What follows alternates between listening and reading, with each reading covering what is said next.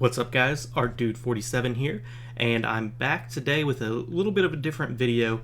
Today I actually wanted to go ahead and film a tutorial on tooltips. I've been working on the tooltips in my game, and I just don't feel like there's a ton of great resources out there on how to most easily and efficiently do this. So I wanted to go ahead and make a video on how I've done tooltips in the game.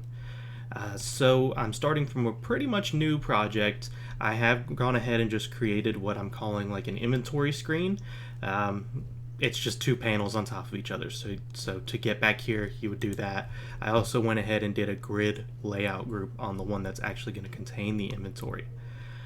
So from there, what we're going to want to do is I'm going to make something to hold the inventory objects. So this can be probably an image is fine. So we'll set the image and we'll call it inventory container. So now we just want to refresh one of the parameters so that way the grid starts working. And you could see what I've got here for the grid. This doesn't really matter for this tutorial. This is just the layout so we have something to use for our tooltip. So then the inventory container will have a child image as well. And this will be the icon. And then I've already got these icons. I'll have a link to them in the video description. These were found free on the internet, so we'll just take a random one like this dagger and go ahead and give it a sprite. Alright, so then from there we are going to need two scripts, one for our actual tooltip, and then we are also going to need a script for a tooltip target. So we'll make a folder, we'll call it scripts. Alright, and then inside of scripts we will make a new script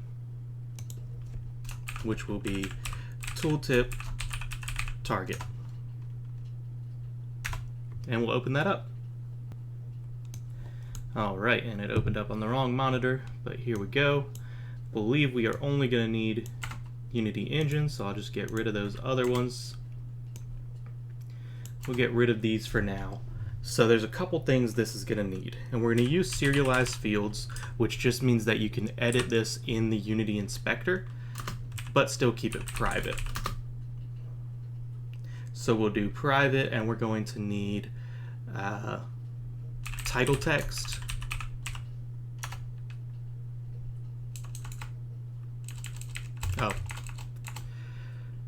so actually we will need private string title text. That's my mistake.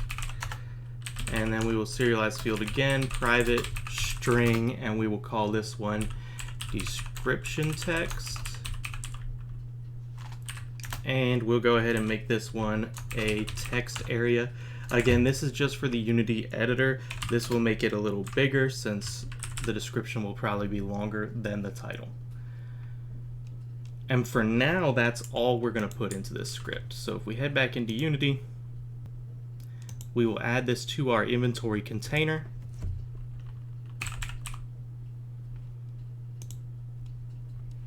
And so you can see the description text, just a bigger text box makes it a little easier.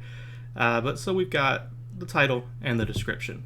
With that done, we could create a new folder called prefabs, and we will go ahead and make this container into a prefab. And so now we can go ahead and duplicate it a few times.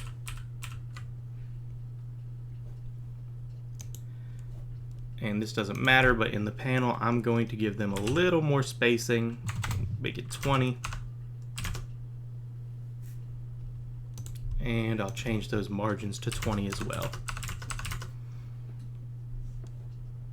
Alright, so now for the sake of making them different and for the video, we can go ahead and just give them all different icons.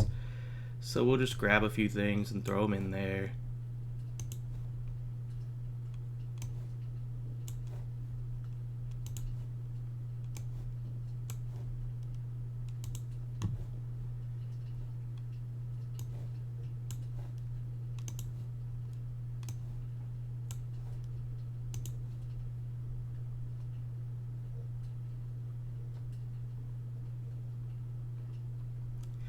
And so now it is something like you might expect an actual inventory to look like. All right, so from here, now we need the actual tooltip, and we need a way to trigger the tooltip. So the best way I've found to make sure your tooltip is always on top is actually create a separate canvas for the tooltip specifically. We'll call it tooltip canvas, and just set the sort order to something high like 999.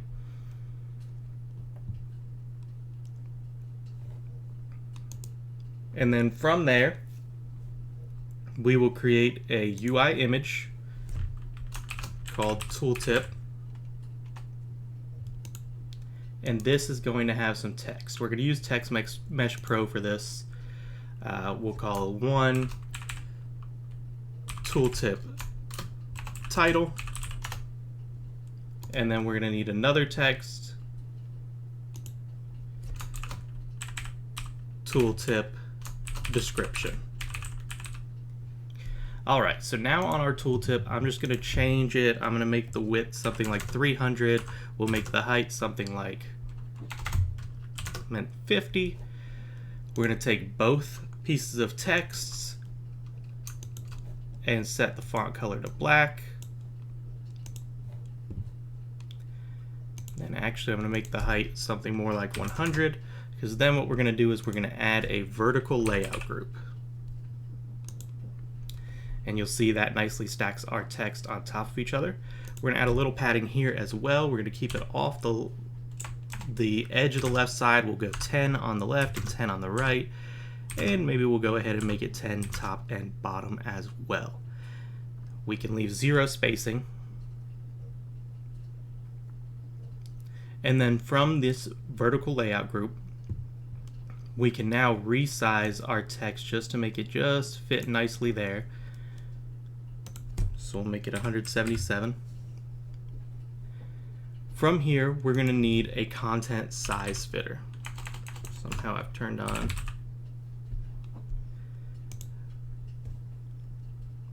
All right, and so now you can see here, we've got this content size fitter. What this does is this allows the content to actually grow or shrink based on the size of its children. Currently it's on unconstrained, but if we make the horizontal fit preferred, it'll actually go by the size of the text boxes underneath. And so now what you'll see is if we make this description and say new text, long description for an item,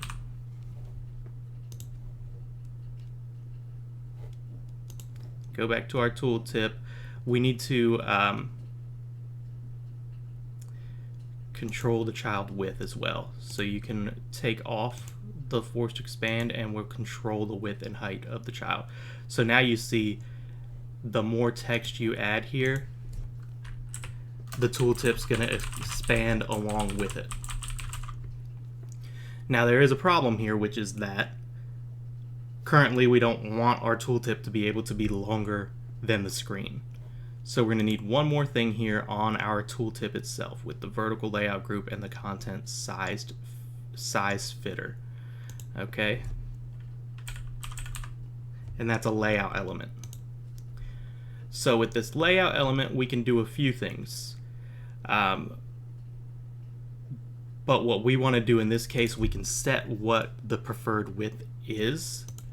So I'm just going to try out a few numbers till it looks good. 400 may look good here. We're also going to need to change the horizontal or the vertical fit now to preferred size, so that way it will stretch in that direction. And for spacing, we'll just go ahead and we'll make a 10 spacing so that way the texts are not on top of each other. Alright, so we've got both of these set to preferred size now. Preferred width is 400, so that means it'll get to 400 width and then it will expand the height because there is no preferred height, which means it can get as long as it needs to. Now just a few things we'll do for stylization. For the title, we'll go ahead and make it bold. We'll adjust the font size to maybe 45. And then for the description size, we'll reduce the font size a little to maybe 30. And that's just to stylize this. You really don't need to do that at all. And then the other thing I'm going to do is take this tooltip background and make it some sort of blue just to kind of differentiate it. All right, so that is basically it for the tooltip graphic. Now we're going to want to get back into scripting. There's a few things that we need. So one thing I'll show you is, say for example, our description is just new text. Now the issue is the tooltip won't get smaller than the 400 preferred size. So it's going to stay right there at 400, which is what its preferred width is. But if you turn off the layout element, it will. So this is where coding is going to come in. We're going to need to code functionality for that. So let's go into our scripts folder. We'll create a new C# script. This one will be called Tooltip. And again, just so you're aware, this isn't really meant to be a complete beginner's tutorial. I'm going to assume you know some C# and some Unity, especially in this script. But we will be using UI, and we will be using TM Pro.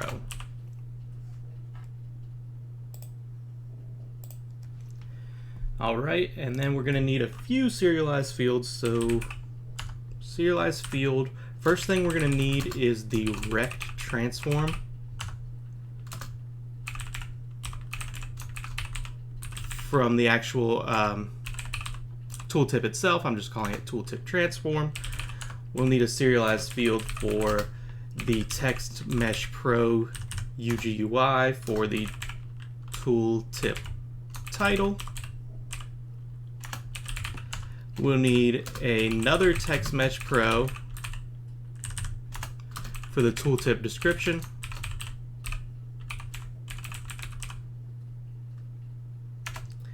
And then we are going to need a vector2. We're going to call this one offset.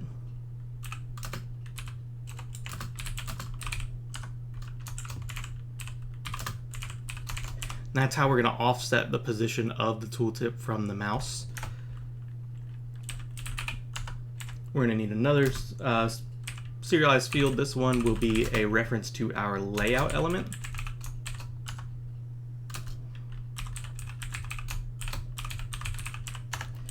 And the last thing we're going to need is an int for the character wrap size. So that'll be how many characters before we actually enable text wrapping.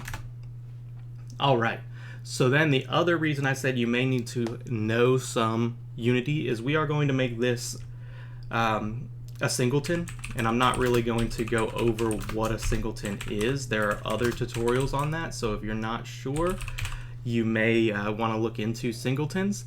But so we're going to make a public static tooltip, that is the instance. And then in the awake method, we're going to say if instance is null, then instance equals this, else we will destroy this game object, because that means there's already an instance of the tooltip. So basically, I said I won't go into it, but I will real quick. So if there is no instance, then this tooltip must be the instance. Otherwise, it gets destroyed because there can only be one instance in a singleton. All right, the other thing we're going to want to do is hide tooltip. And that means we are going to need a method to hide the tooltip. which we will work on in just a moment. The other thing we need to do is change the position of the tooltip. So we'll make an update function, and we'll say if GameObject.ActiveSelf. So basically, if this game object is active, then we will update position. That's another method we're going to need.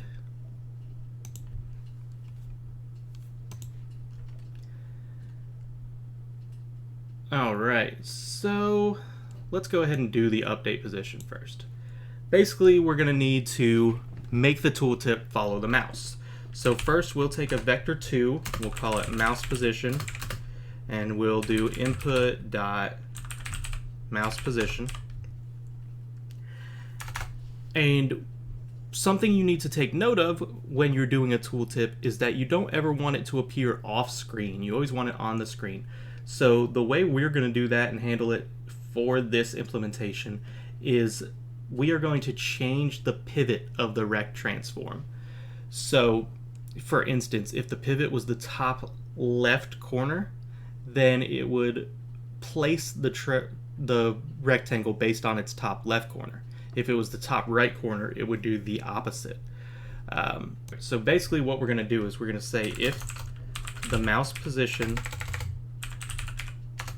dot x is less than screen dot width times 0.5f. So we're saying if it's less than half of the screen, then what we're going to do is we're going to make the rect transform pivot to the top left corner. And I know that sounds a little confusing, but I will show you. So we're going to do a new vector2, and the top left is 0, 1. Alright, so basically if it's on this half of the screen, then we want it to pivot to the top left corner. Otherwise, if it's on the other side of the screen, we want it to pivot to the top right corner. So we'll make it tooltip transform.pivot equals new vector2, and top right is 1, 1. Alright, and then the last thing we need to do after that is we need to take the tooltip transform dot position, and we need to make it equal to mouse position plus our offset. Alright, so a couple other things that we need for our tooltip. We have this hide tooltip, which we need to do. We're also going to need a show tooltip. So let's go ahead and make a public void show tooltip. And that's going to need to take a string title and string description.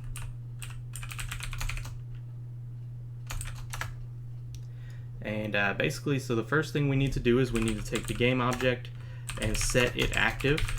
So we'll set active. And then we're going to need one more method here. This is the one we're going to use to check if we need word wrapping or not. We're going to put it here so that way it updates before the text actually displays in the tooltip, so that way you don't like visually see it updating. Alright, so we will make a method, we'll just call it check text length, and that is actually going to take the title and the description. And then we're going to go ahead and set tooltip title dot text equals title, tooltip description dot text equals description, and that's good for this. That's all we need here. And for the hide tooltip, it's going to be even easier because we're just going to say GameObject.setActive is false. Now, let's go ahead and make this tooltip length method.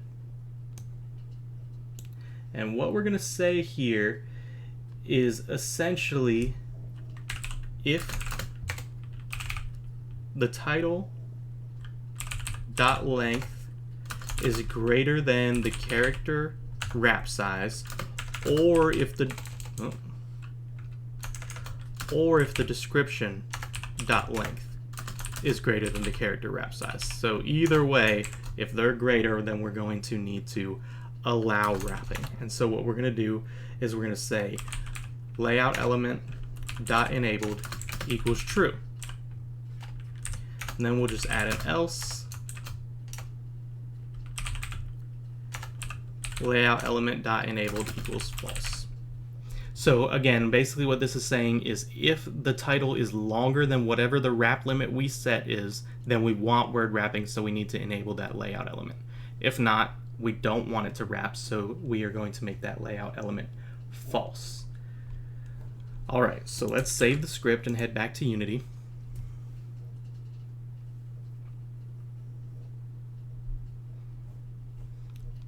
Make sure you've got your tooltip, and we're going to add that tooltip script to it. And now remember, it's going to need a couple things. The rect transform is the tooltip itself. The title is the title text. The description is the description text. We will keep the offset the way it is for now because we're going to figure that out by actually running the game. Then we have our layout element, which will be here. And then the character wrap size, which we're not positive yet. So we're going to test those now. So we'll head back into the script, and we will just real quick make it so it doesn't hide the tooltip on awake. So right now it should basically just follow the mouse position, which will allow us to test some things.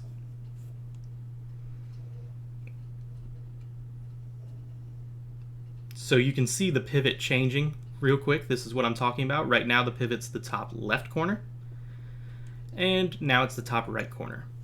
And so that's just to make sure it never appears off the screen, unless of course your mouse goes off the screen.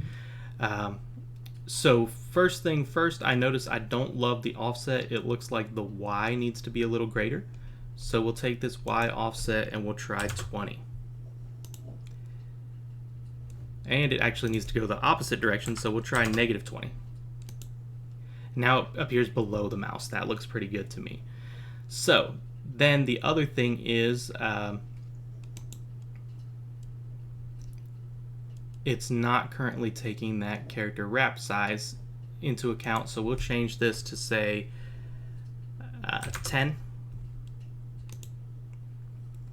And the reason it's not changing that is actually because we don't have it in the update method, which will be fine. So we're going to test this one a different way. We've got the pivot and the offset the way we want, so we're going to stop running it and we're going to go -20 because that's what we decided for the offset. And now we will go back in our code, reactivate this hide tooltip, and we're going to need to go into our tooltip target script. This is going to need a couple of functions. So first we will do public void on show tooltip, and we will say tooltip.instance.show tooltip title text and description text. So again, this is why we made that tooltip a singleton, because now we can go straight from this script and just call the instance and tell it to show the tooltip. And then we will do a public void on hide tooltip, and we'll do tooltip.instance.hide tooltip, and it looks like we may not have made that public, so I'm going to go back into the tooltip and look for our hide tooltip. It does need to be public in this case, so we'll make that change and save it, and then we will save this. So now we've got hide and show. We'll go back into Unity.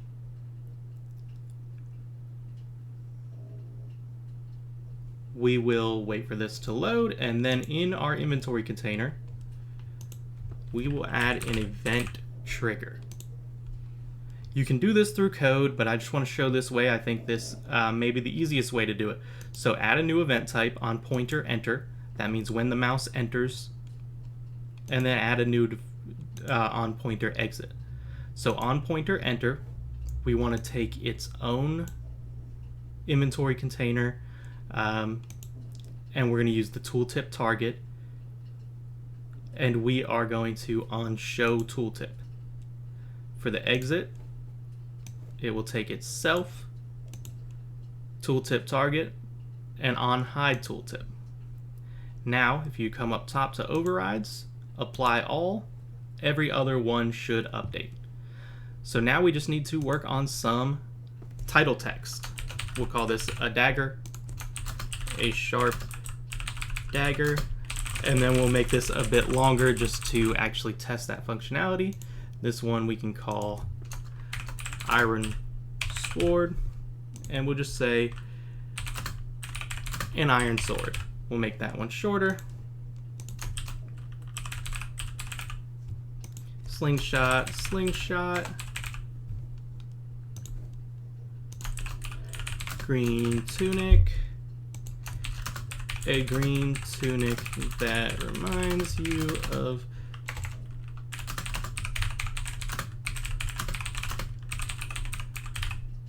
alright, and then we'll just make this one ring, ring,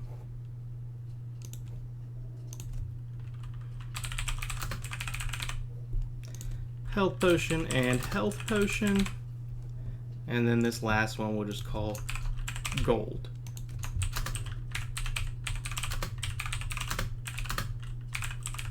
Alright, so now that we have all of those taken care of, we should be able to just run the game. You'll notice our tooltip does not appear, but if we mouse over, we get health potion, a health potion, ring, ring. Okay, so next we need to adjust in our tooltip the actual word character wrap size. So let's go ahead and we will make it 10 for now, and we'll try that out.